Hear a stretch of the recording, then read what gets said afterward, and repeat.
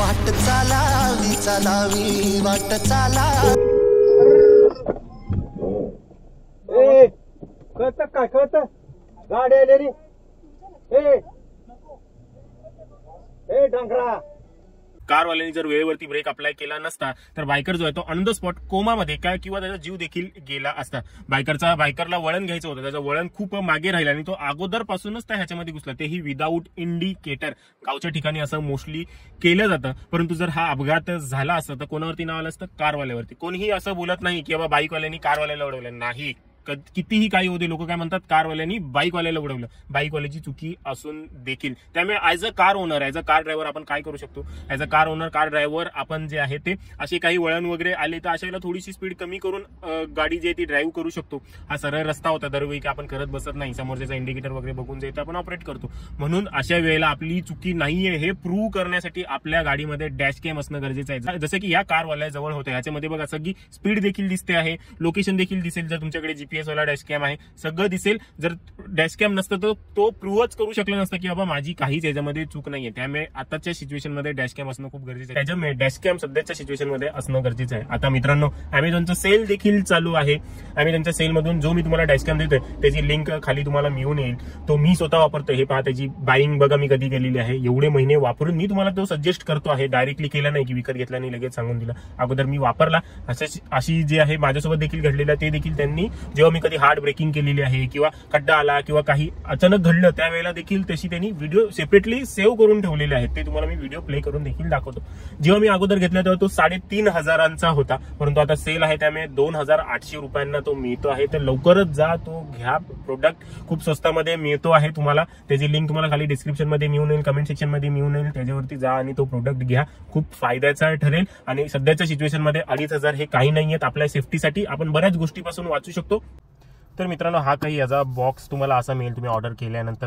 तो फक्त ओपन केल्यानंतर समोर तुम्हाला डॅश कॅम आणि इथे जे आहे ज्याला आपल्याला जॉईन करायचा आहे, हा 12 वोल्टच्या सॉकेटमध्ये आपला कार चार्जरचा तो मिळणार आहे. आपल्याला ह्या डॅश कॅममध्ये काही वायर कटची कुटची गरज नाही. कोणाजवळ हे खास लावण्यासाठी जाण्याची गरज नाही. आपण स्वतःच्या हाताने लावू शकता, जसं मी स्वतः लावलेलं आहे. ह्याला एक हे येते कनेक्शन येतं, ते कनेक्शन पहा मी इथे जे आहे ते लावलेलं आहे. हे तुम्हाला दिसत असेल इथे.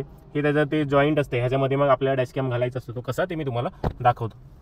ते आहे हे आपला डॅश कॅम येतो काही असा, आणि पूर्ण हे तुम्ही जेव्हा बाजूला काढून ठेवाल असे तर मग आतमध्ये तुम्हाला ही वायर देखील मिळते. ही पहा, ही लांब लचक अशी वायर आहे. हा भाग जो आहे हा जाईल चार्जर पॉईंटमध्ये आणि हा भाग जो जाईल हा डॅश कॅममध्ये. कुठे घालायचा आहे आपल्याला?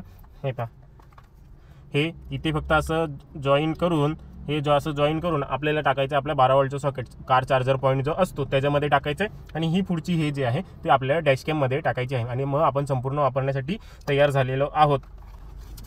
आणि एक प्लॅस्टिकची स्ट्रीप मिळते आपल्याला आपल्या स्क्रीनवरती लावण्यासाठी, का ती डाग पडू नये म्हणून.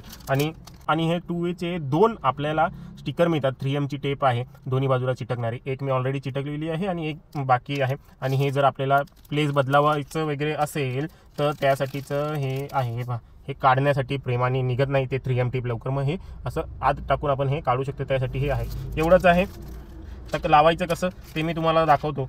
काढून घेतलं आपल्यासाठी आणि काय करायचं आहे, सगळ्यात अगोदर मेन म्हणजे सगळ्यात अगोदर हे आपलं पहा, इथे तुम्हाला एक पातळची स्ट्रीप दिसत असेल, ही मी इथे चिटकवलेली आहे. त्यानंतर त्याच्यावरती 3M ची स्टिक जी आहे ती चिटकवलेली आहे. त्यानंतर हा जो लॉक आहे त्यावरती तो मी चिटकवलेला आहे. आणि नंतर मग काय करायचं आहे, नंतर तो चिटकवल्यानंतर हा बघा, हा आपला डॅश कॅम जो आहे हा, ह्याच्यामध्ये आपल्याला हा बटन दाबून जो आहे तो टाकायचा आहे. हा वरचा जो बटन आहे तो दाबून टाकायचा आहे.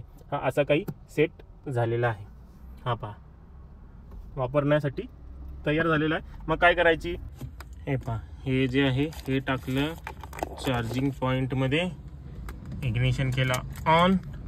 हा पहा, इथे लगेचच हा चालू झालेला आहे. रेड म्हणजे अजून सेटिंग होते त्याची. आणि जसं तो चालू होईल तशी ब्लू लाईट जी आहे ती ब्लिंक करायला लागेल. आता जे आहे ती रेकॉर्डिंग स्टार्ट झालेली आहे, असा आवाज देखील येईल, म्हणजे रेकॉर्डिंग स्टार्ट झालेली आहे. काही प्रॉब्लेम असेल तर स्वतःहून ते बोलून सांगतं की मेमरी कार्ड फुल झालेला आहे किंवा memory card not supported. Memory card फुल झाला का ते पुन्हा रिफ्रेश करतं, पुन्हा सगळं फॉर्मॅट मारून टाकतं. जेवढा मोठा तुमचा मेमरी कार्ड असेल तेवढं तुमच्यासाठी चांगलं आहे. मिनिमम 64 GB तरी मेमरी कार्ड आपल्याजवळ असायला हवा. तर असं काही आपल्याला सेट करायचं आहे. अगदी इझी आहे, जास्त मोठं काही नाहीये.